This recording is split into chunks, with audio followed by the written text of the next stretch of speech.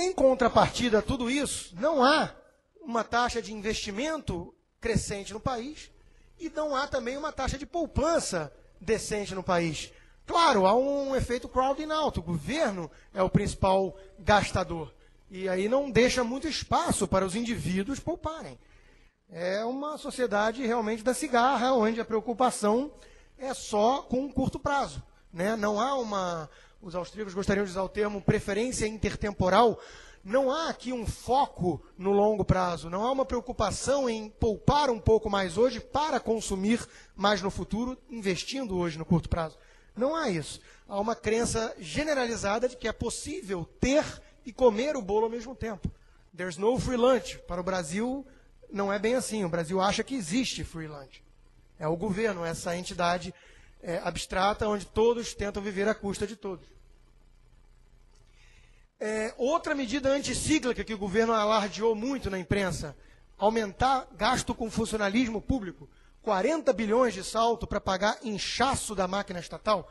Alguém acha que o serviço público no Brasil é decente ou melhorou na margem? Ninguém. Agora, estão inchando Brasília, estão inchando o Leviatã. É curioso pensar que para fazer a tal justiça social, né, precisa antes concentrar renda, para chegar na igualdade precisa antes concentrar renda. Brasília é a maior renda per capita do Brasil de longe, muito mais que São Paulo, sendo que os itens produzidos em Brasília basicamente são leis estúpidas e corrupção. Previdência social, outra bomba relógio. Mais uma vez, meus amigos americanos vão ficar um pouco consolados com a situação de vocês. Nós somos o espelho dos Estados Unidos. Nós temos uma população de idosos, a demografia ajuda muito no Brasil, é um país jovem, tem uma população de 6% de idosos e o déficit da Previdência chega a 12%, 13% do PIB. Os Estados Unidos é o contrário. Os Estados Unidos têm em torno de 12% da população de idosos para 6% de rombo previdenciário. Isso é o maior esquema Ponzi que eu conheço. Isso aqui é absolutamente insustentável. Isso os newcomers vão chegando para pagar a conta de quem está se aposentando, com um forte privilégio concentrado no setor público, cheio de regalias. Isso não é sustentável. Isso é uma bomba relógio. Carga tributária já é escandinava para serviços africanos. Não que os serviços decentes justificassem uma carga imoral de 40%, porque isso é imoral, isso são os antigos meeiros, né? Isso é um serviço de escravidão, você trabalhar metade do ano para pagar imposto. Mas mesmo assim, não obstante o tamanho da carga, temos serviços africanos, e estamos ali no topo do ranking de carga tributária. Receita do governo crescendo sem parar, não há crise em Brasília, né? Não tem tempo ruim. No oásis que eles criaram, a Ilha da Fantasia em Brasília.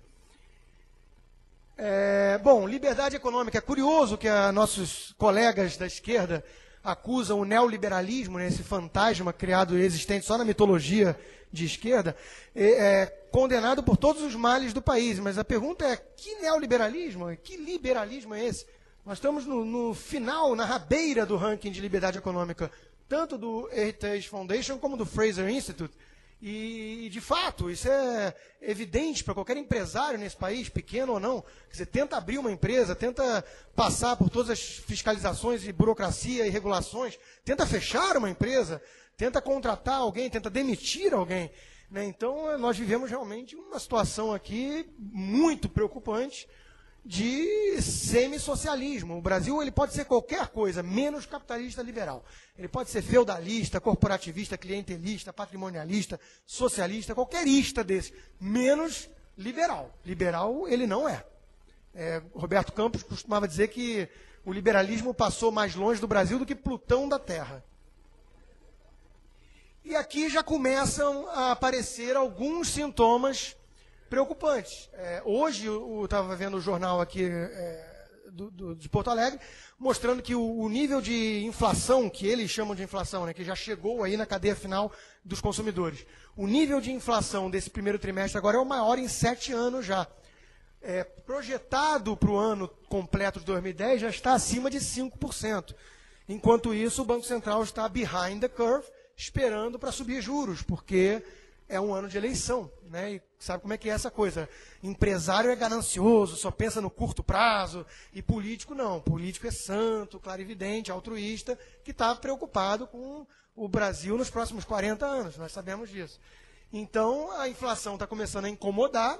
Inflação nesse país não é brincadeira, né? Isso é o imposto mais perverso que existe para as classes baixas, e o governo está brincando de manter os juros baixos artificialmente para ter uma economia mostrando números macroeconômicos melhores no ano de eleição. Bom, conclusão. Será que o Brasil está mesmo tão melhor assim na foto do que o resto do mundo?